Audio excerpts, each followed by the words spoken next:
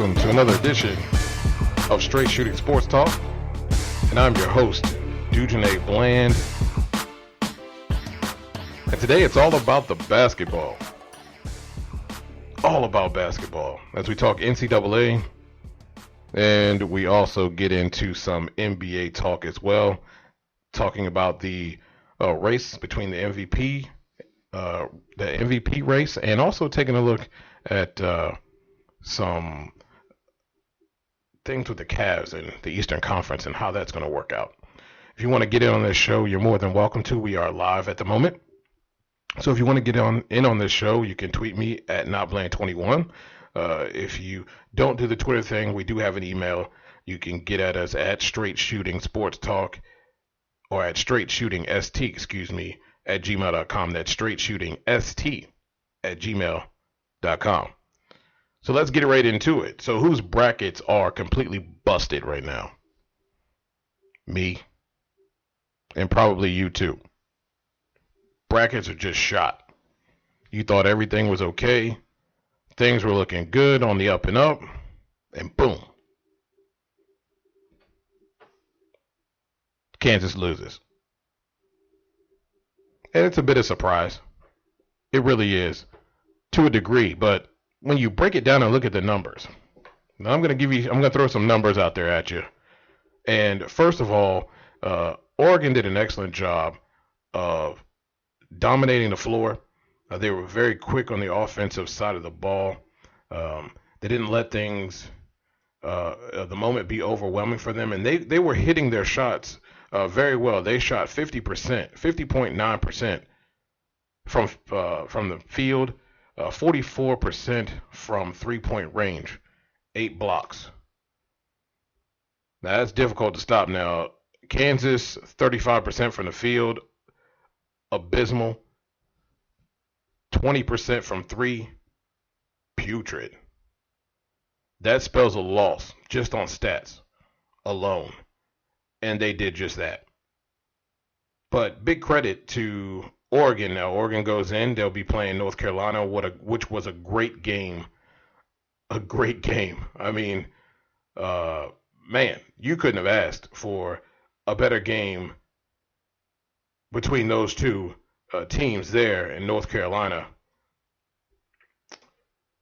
and Kentucky. I mean, incredible game. Came right down to the wire. North Carolina pulls it off with a last-second shot. And this is what March Madness is all about. I mean, all the games have been pretty much pretty good games, considering. And you have South Carolina, which I will say one of my guys, Rob Brown, called this in the first round that they would upset team in the first round. And I don't think anybody saw them going to the Final Four, though. But they are there. Another gritty team, plays great defense, and doesn't appear that the moment is too big for them. Now, they're going to be facing a tough team in Gonzaga. They're number one for a reason. But I think, as in every round, when they face Duke, most people did not give them a shot. When they faced Baylor, most people did not give them a shot. And of course, in this Final Four round, it will be the same thing. No one will pretty much give them a shot, but you have to respect their game. And they're a team that, quite frankly, I know I wouldn't want to play because they really don't have anything to lose. And, kind of one of those teams that really wasn't supposed to be here anyway. So they have nothing to lose and everything to gain, and they're going to leave it all out on the basketball court. So those games between South Carolina and Gonzaga and Oregon and North Carolina are going to be really good matchups. And later on in the week, we'll kind of break those down. But just looking at the North Carolina and Oregon matchup, very good matchup there, and could give North Carolina problems, especially if Oregon can get out to a fast start as they did against Kansas.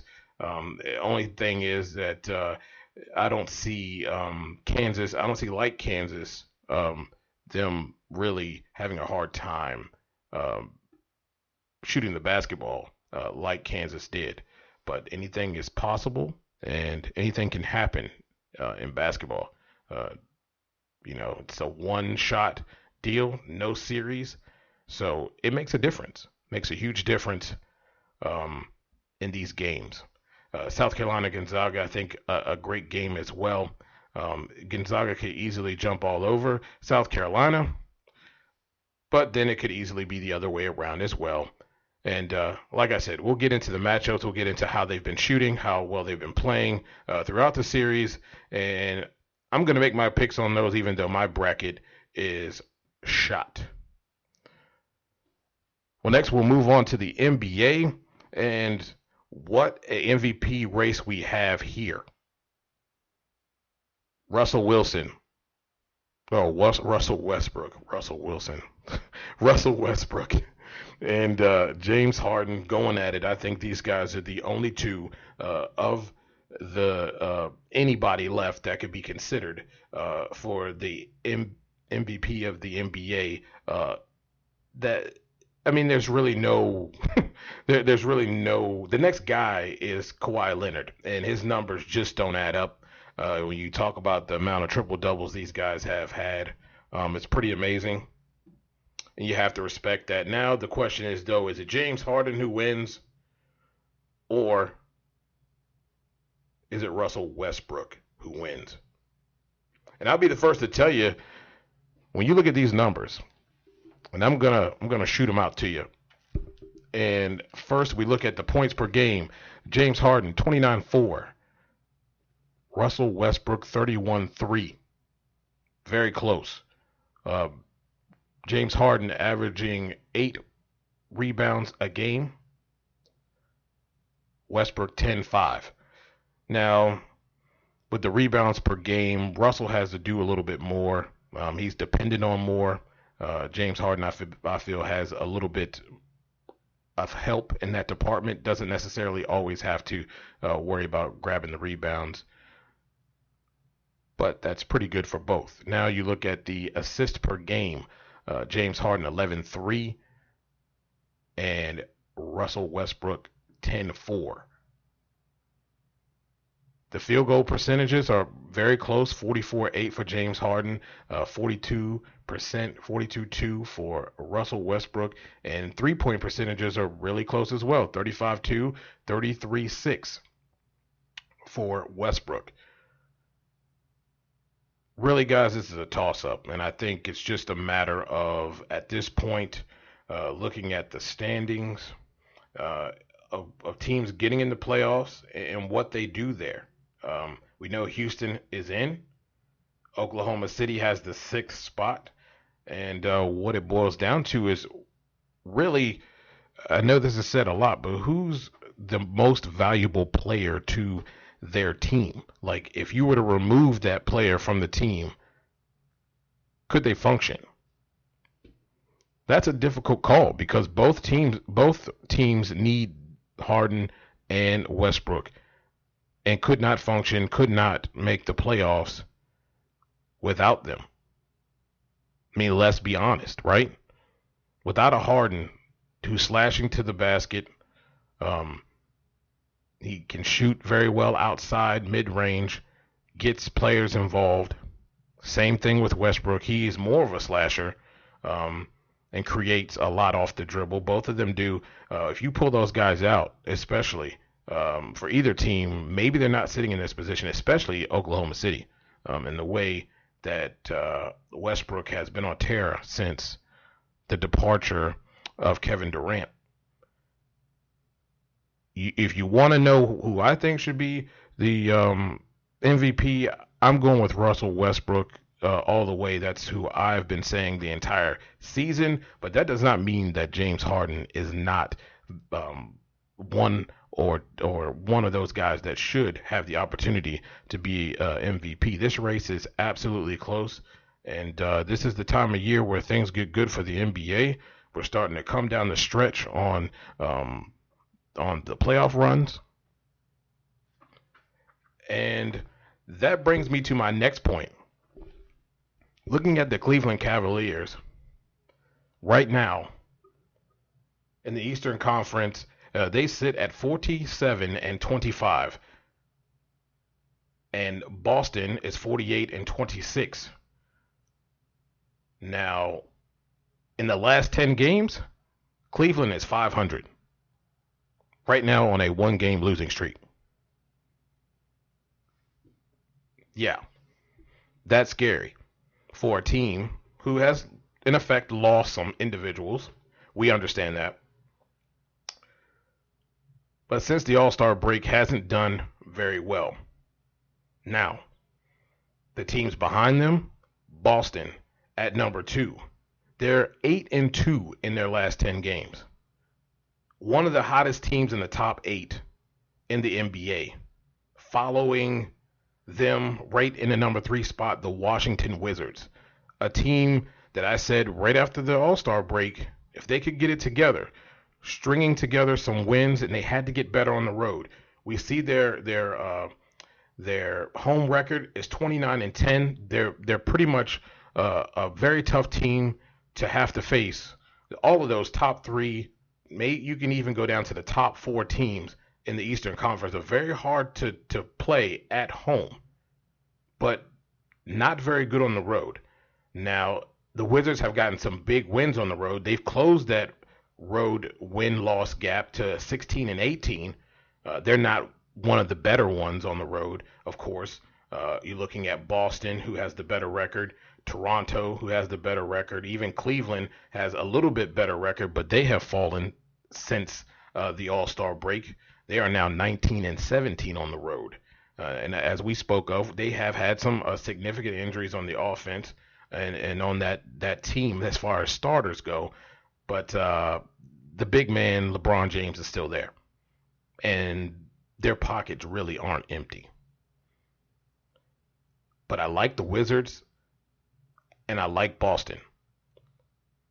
And they could be caught by either team. And when you look at the schedules of those two teams, just those two teams alone, Boston and Washington, are very favorable. They're very favorable to go down the stretch if they can get some quality wins on the road, maintain that home dominance. Either one of those teams could finish in the top 1. You could find Cleveland at number 3. And I don't think Cleveland really wants to be there. But if you're an outsider looking in on this deal, you don't fear the Cleveland Cavaliers as much as you did earlier in the season. Especially if you're Boston or Washington, you've had an opportunity to beat some really solid teams, not just in your own conference, but in the Western Conference as well. So it's going to be an interesting stretch of basketball, and an interesting stretch that you do not want to miss if you are a basketball fan. If you're not, you still want to watch it. This is going to be a great race right up to the 2017 playoffs and right into the finals. So don't miss that at all, especially the Eastern Conference. It's going to be some shakeups there, and I really, really believe that Cleveland could be in trouble. The car is sputtering a little bit. Well, this brings me to my final shot. And my final shot is taken from the NFL. Today, we were talking or saw go across the wire. If you haven't really looked at your phones, or maybe you'll buy a TV, maybe you have your NFL app alert you, but the NFL owners approved 31-1. That's pretty big for the Oakland Raiders to move to Las Vegas to possibly be called the Las Vegas Raiders. Now, this move will not happen. They will still play in the Coliseum 2017, 2018. And, I feel sorry for the fans. And that's the older fans. I don't think the young fans really understand how the older fans can feel. And I say this in this respect.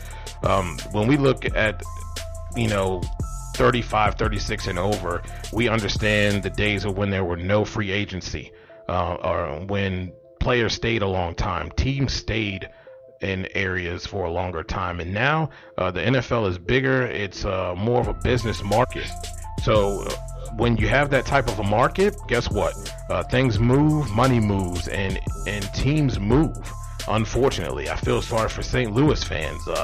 They really poured their heart and souls out for the Rams, filling the stadium even when they were 500 and below for years, and now they are in LA.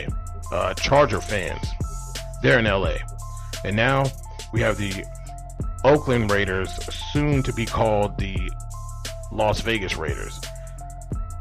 It is sad, but at the end of the day, this is business, and for Roger Goodell to make it seem like they really care about what the fans think, no you don't, because if you did, you'd keep that team where it is in Oakland, where the history is in Oakland and in LA, and you'd find a way to get a stadium deal done. Somehow, some way they would work it out, because that's history. And now history is changing, and we'll be moving into the future, as the young Davis owner said. So with that being said, they about to make some real money in Vegas.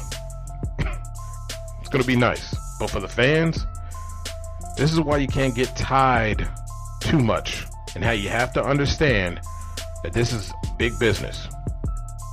And sometimes in big business, there's winners and losers. And unfortunately, the ones who lose are the fans.